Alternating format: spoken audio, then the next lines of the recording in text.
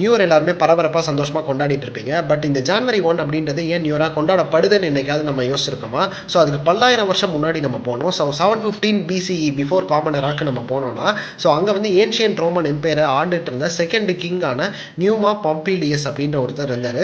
So அவர் ஆண்டுட்டு இருக்கும் போதே வந்து பார்த்தீங்கன்னா அவர் 10 மந்த் கேலண்டரை வந்து ஃபாலோ பண்ணிட்டு இருந்தாங்க. ஸோ மார்ச் டு டிசம்பர் வந்து ஃபாலோ பண்ணிட்டு இருந்தாங்க. பட் இந்த கிங் வந்து என்ன பண்ணுறாருன்னா, இவர் என்ன யோசிக்கிறாரு, நம்ம வந்து இந்த மூணோட சைக்கிளை வந்து ஃபாலோ பண்ணோம். ஸோ மூணோட சைக்கிள் வந்து 12 சைக்கிள். ஸோ இந்த 12 சைக்கிளை வந்து நம்ம ரெப்ரசென்ட் பண்ணுற விதமாக வந்து பார்த்தீங்கன்னா ஜனவரி அண்ட் பிப்ரவரி வந்து பார்த்தீங்கன்னா எக்ஸ்ட்ராவாக ஆட் பண்ணுறாரு.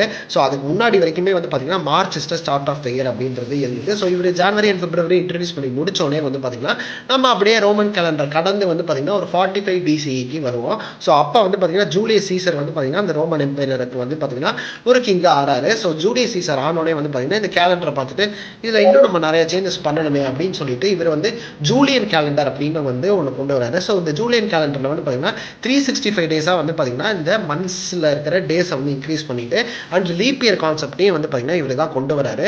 ஸோ 4 இயர்ஸ்க்கு ஒரு டைம் வந்து லீப் இயர் February 29 அப்படின்னு சொல்லிட்டு ஒரு கான்செப்டையும் கொண்டு வராரு. ஸோ அதுதான் வந்து பார்த்தீங்கன்னா நம்ம இப்போ வரைக்கும் ஃபாலோ பண்ணிட்டு இருக்கோம். ஸோ ஜேனஸ் அப்படின்னு சொல்லிட்டு வந்து பார்த்தீங்கன்னா ரோமனோட காட் வந்து இருக்காரு. ஸோ அவருக்கு வந்து பார்த்தீங்கன்னா ஒரு பெருமை ஊட்டும் விதமாக வந்து பார்த்தீங்கன்னா ஜனவரி 1 தான் வந்து பார்த்தீங்கன்னா இனிமேல் ஸ்டார்ட் ஆஃப் த இயர் அப்படின்னு சொல்லிட்டு ஜூலியஸ் சீசர் வந்து நிறைவு பண்ணிடுறாரு. ஸோ இதுக்கு அப்புறமா தான் வந்து பார்த்தீங்கன்னா நிறைய கிறிஸ்டியன்ஸ் இருக்கிற கண்ட்ரீஸில் வந்து பார்த்தீங்கன்னா இதை ஏற்றுக்க முடியல. நிறைய கண்ட்ரீஸ் வந்து இதை ஃபாலோ பண்ண மறுத்தாங்க.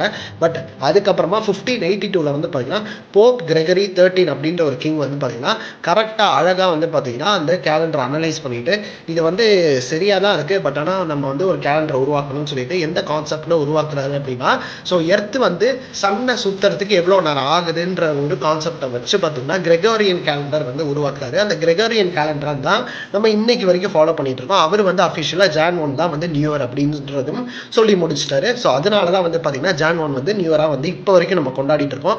இதை ஃபாலோ பண்ணாத கண்ட்ரீஸ் அப்படின்னு சொல்லிட்டு வந்து பார்த்தீங்கன்னா சைனாவை சொல்லலாம், இத்தியோப்பியாவை சொல்லலாம், இந்த மாதிரி கண்ட்ரீஸும் இருக்குது.